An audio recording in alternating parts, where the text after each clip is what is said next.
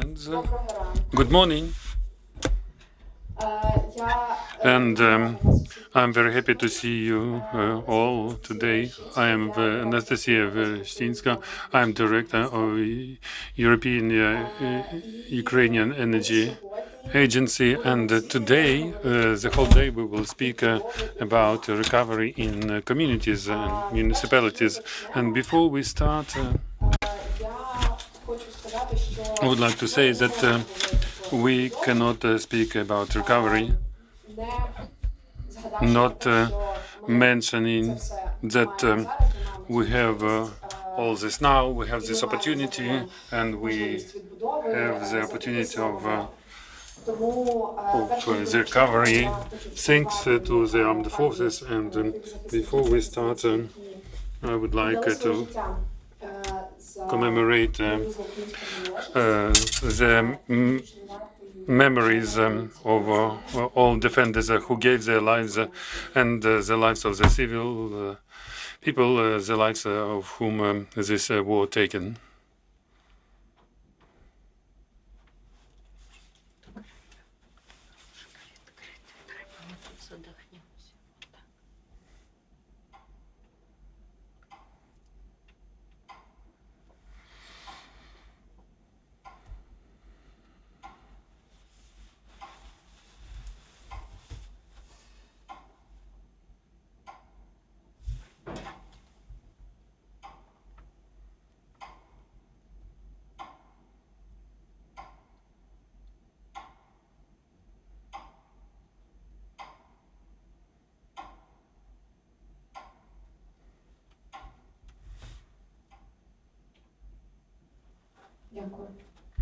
Thank you.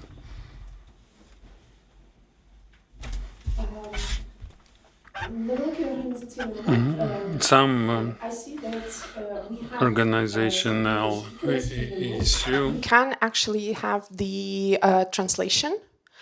You can have the headphones in the room, so if you need them, please take, because the conference will be in Ukrainian, but you have the simultaneous translation. Так. Європейсько-українське енергетичне агентство. So European Ukrainian Energy Agency organizes such events that we call Energy Days for 16 years already, and as long as our organization exists, and every day we try to raise the most relevant topics for energy efficiency, and these are the main topics that we deal with. And just recently we had a conference about investments of the renewable energy in Berlin, and because this year we selected another format than always today. Now we do the second event, and we are happy to to close this six energy day format, and it was the energy efficiency on communities. And so, not to slow down, I will give the floor to our deputy head of the board of European Ukrainian Energy Agency, Olena, please. Thank you, Nastya. Good morning to all. And for 16 years, but it always has as a first time. So on the 2nd of September 2009, the founders of European Ukrainian Energy Agency, they gathered to create this company. So people were thinking it wasn't possible to deal with energy, and but since then we started we passed the pandemics and the years of war, and nobody taught us how to work in these conditions. But we not only live, but we create within the resources that we have within our possibilities. And today I have the honor to open a very special 16 European Ukrainian Energy Day, and in Berlin, the participants said that we are courageous people that invest in our energy independence and develop our potential. They believe in Ukrainian future. And today in Kiev and with us online, don't forget about our online viewers. And we start the second and within this 16th Energy Days event. So today we will try to rethink the Ukraine and to find potential in the recovery of communities. And today we have the representatives of communities, international organizations that are not indifferent what will happen with us in this new Ukraine. Let's reimagine Ukraine. We'll talk a lot about challenges and the needs, how we can unite around them. And I would like to thank sincerely to manage to people of associations, to speakers, to sponsors, to partners, and of course the girls from EUEA. The girls, you are the best. We do everything, and we cannot do it without defenders. Without them, it would not be possible. Thank you that you are today with us, and not going away from our agenda. We just moved a bit, but I would like to invite for this speech the head of state agency for restoration and development, Serhii Sukhomlyn. Good morning, and today we will speak about the recovery and alternative energy. Just to understand, when we started to work with the team in the agency, it was important for us what was complex recovery, especially in distant settlements. We understand that we learned the phrase recovery means we should build better, and so the building which is destroyed, we need to pass through thermal isolation with solar panels and batteries to give a bit of energy independence. But in my mind, it's only 10% of what should be meant into the complex recovery of settlements. The task is much bigger. We need not only just to make people come back into cozy apartment, but we need that in this community they will feel themselves as those where they can develop, as their children can develop. And so it's a complex work for cultural sports development of children, security, and many components for recovery. It's reliable heat and water supply and all other infrastructure and treatment of waste. And when we split it in these clusters, we saw 8 clusters, and for a long time we couldn't understand and find the model through which we can reach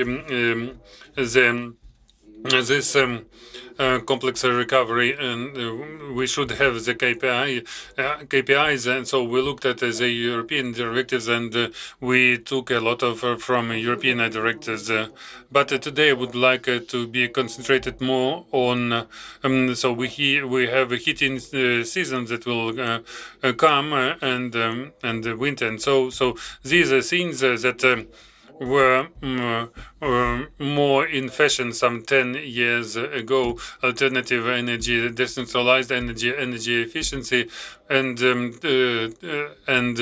this is what can save Ukrainian cities today. And first of all, I would like to thank our partners, those who joined for the help of Ukrainian citizens. There are some good news and some bad news. So a huge number of equipment, gas turbine stations, solar stations, heat pumps were transferred to communities, and some of the equipment works in the communities, and they assure security to pass a heating season this year. And I hope it will be the most difficult for the whole history of Ukraine. But there is a bad news, because we have 180 megawatt of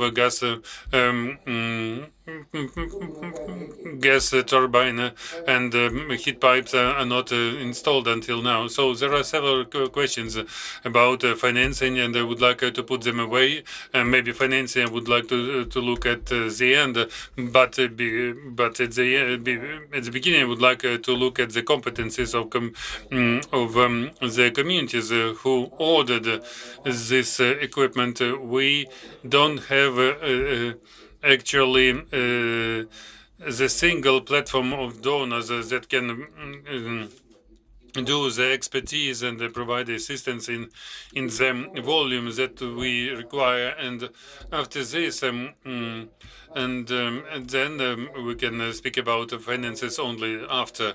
So for the last months, based on our group, we were speaking about with Kharkiv energy department.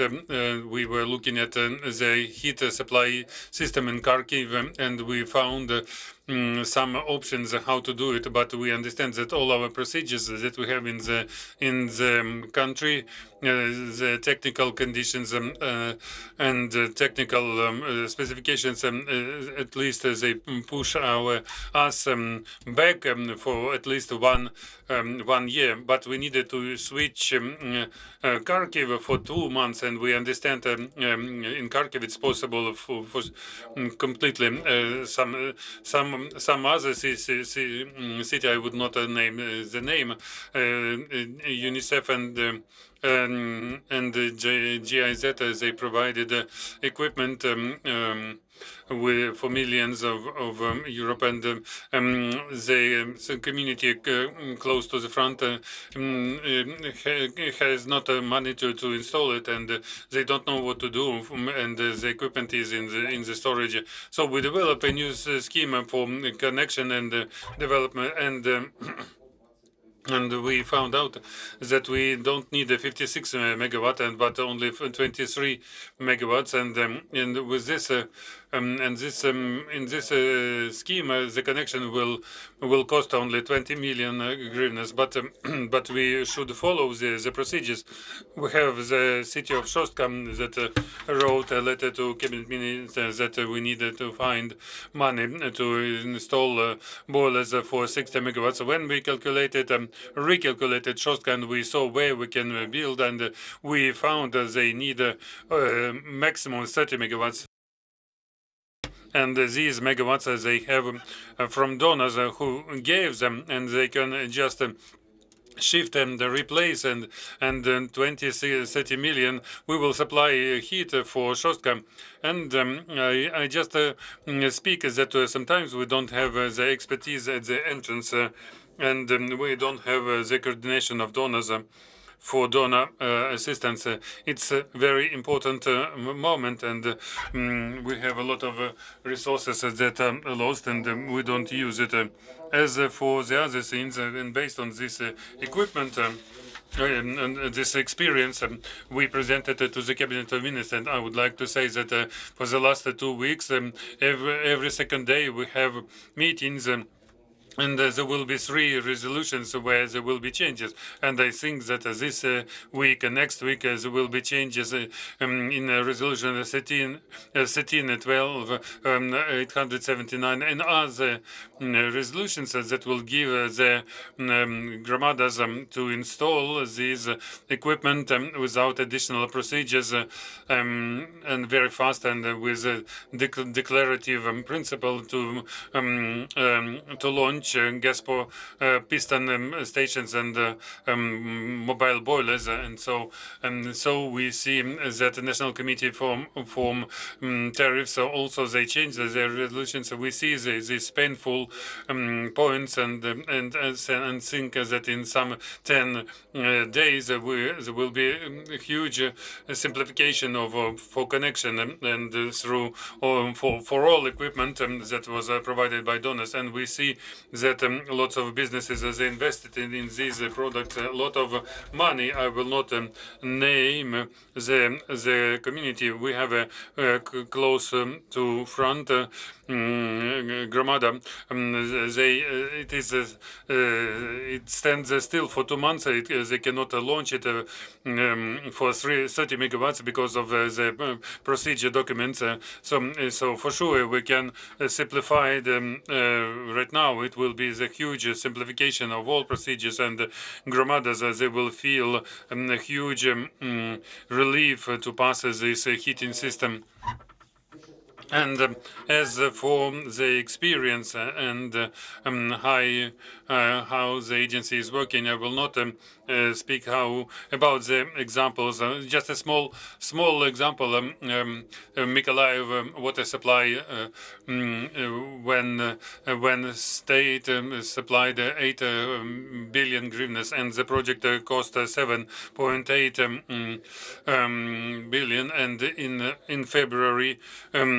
The project started in 28th August. 5,000 cubic meters started, and we added a lot of options, and the economy, the savings was 2.4 billion hryvnias to launch the first phase of the project, and we started the second phase of the project, and we started to build water treatment capacities, and we will commission on the 2nd December first phase, and the second phase will be in January. There will be super modern water treatment, and also other water pumping stations. We build already solar panel stations that will save 15% of economy, and all after these buildings and after Serhii protection, and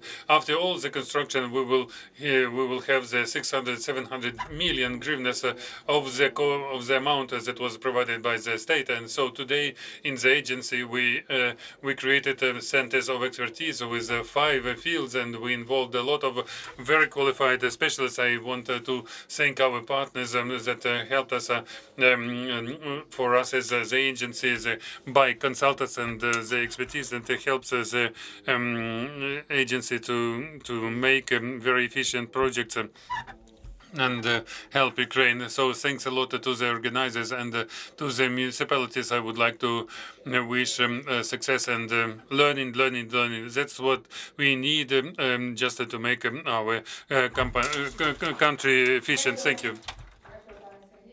Thank you. Thank you, Serhii.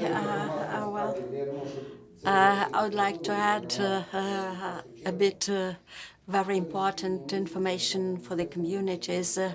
Actually, in summer, we started working on the resolution that will give support to communities, because still in our country we have inherited lots of issues from the Soviet times. For example, tariff setting, and very often, actually the profits are mainly calculated on in a very old fashion. For us, it was very important to take into account the new trends, how tendering procedures are organized normally at the level of communities. And the cost of materials sometimes is much higher than its real price.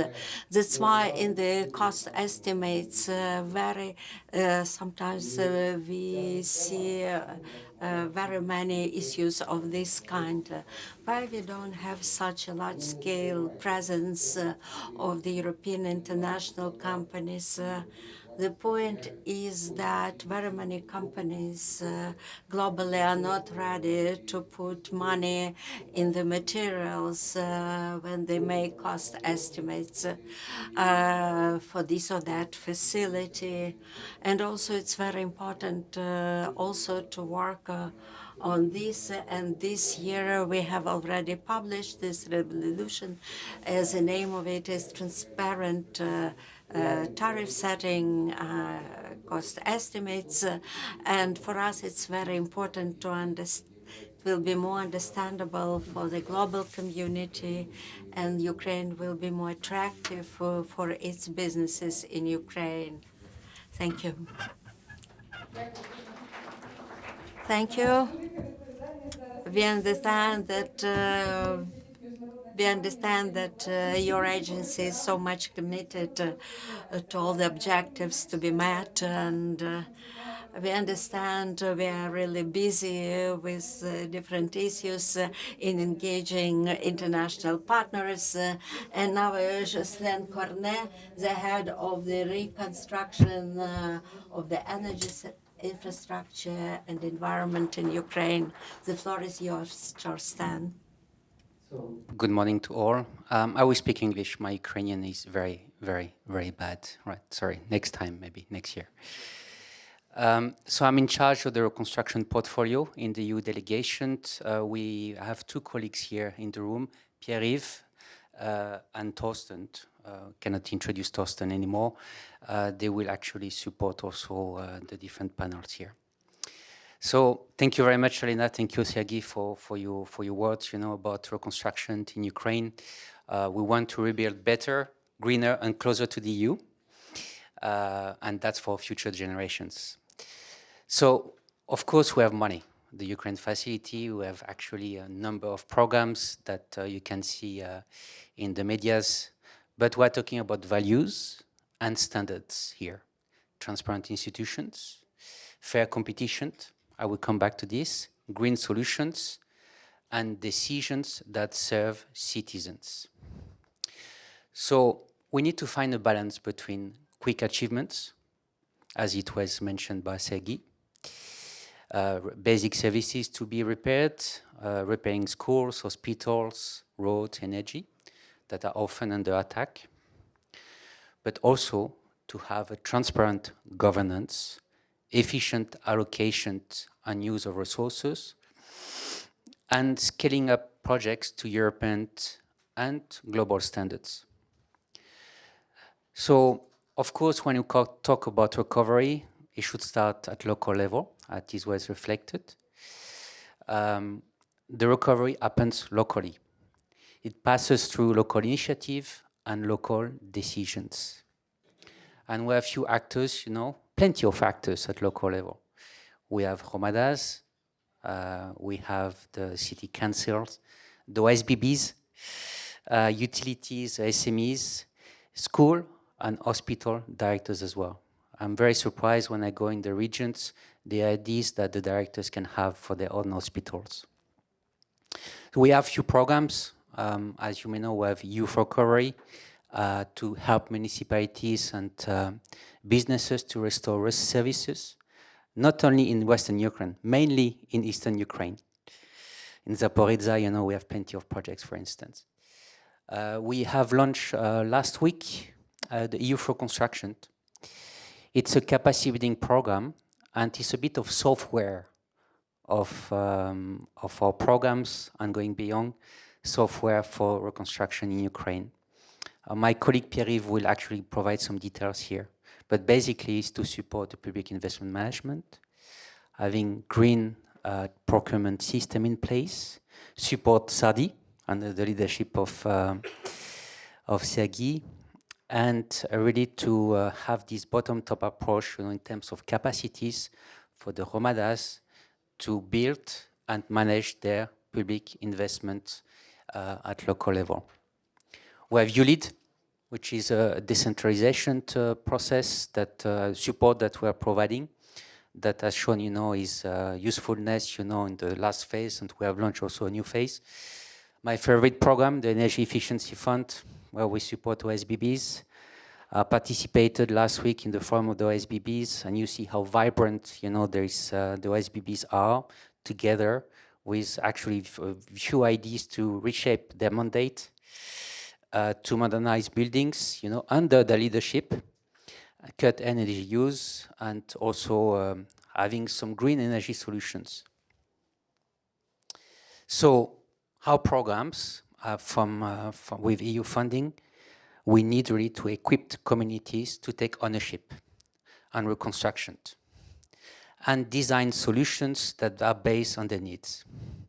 When you look at the enlargement report that was released in October, we recognize as a Commission the progress made on reforms on public investment management. But we recognize as well that reconstruction, recovery, and EU accession go together.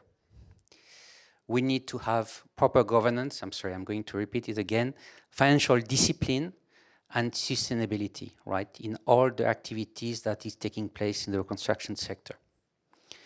So it's important that we progress on public investment management, local and central level. We work on having a project pipeline every year in every sector with transparent criteria and rely on the DREAM system. The DREAM system is a dream for me. When I looked at the website, I have plenty of information of the initiatives that the ministry has or Romada has. And then you can actually guide the discussions with the Romada, which program actually we could mobilize to address the needs. The Ukraine facility, I'm not sure that you know it by heart. I would assume yes, but let me say a few words on this.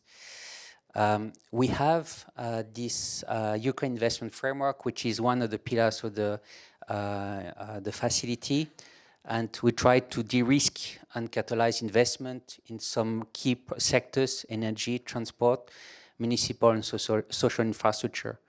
And actually, it's already bearing some fruits. We have a number of projects that actually have shown some results, you know, for the benefit of the citizens. I will say a few words about the reforms in the construction sector. The reconstruction will only succeed if the construction sector in Ukraine changes. We need to have standards. Revising the standards, you know, that are harmonized. We need to have standards, you know, that doesn't change from one Romada to the other when you launch a tender. We must use the digitalization for permits, the extensive use of DREAM, and we need to have also independent supervision of any works that are being done. Integrity, of course. Construction is high risk for corruption. We need to have open competition, clear project selection, transparent contract management, and strong oversight of works. Here, I believe that there is some work to be done with the Ministry of Development, with the different associations, your association, Olena, and with the Guild of Engineers, how we can reshape the engineering market here. Of course, we need to have capacity support for engineers. I mean, if you change standards, right, you need to make sure that the one designing some projects actually are fully familiar with the standards to have harmonized cost estimates, harmonized bill of quantities. And we need to work also with the universities. You cannot have a new generation of engineers using standards that are not EU aligned, right? And I think that there is a room for discussion here. Now I can say a few words about new pricing rules for construction. So there is a new government resolution, how to determine construction cost in wartime. That's fine. We really need to make sure that we find a balance between short-term needs. We need to rush into providing home for the people who need it, but at the same time, to make sure that the reforms are in place. I will give you an example.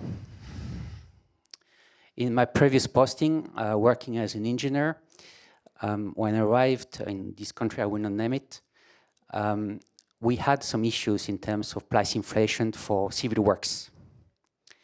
And the reasons were different standards used by different clients, and then fragmentations of the market, the same construction players, engineering side or constructors as well.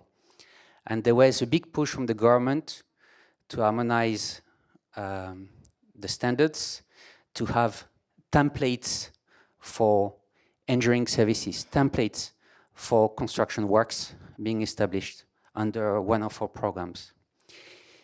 And then a price monitoring.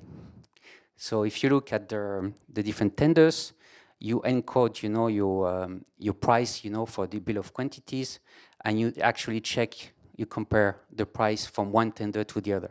Then you have a trend, then you know how you can estimate your budget. In 3 years, we have reduced the cost of any civil works by 30%, right? And I really believe that is possible in Ukraine.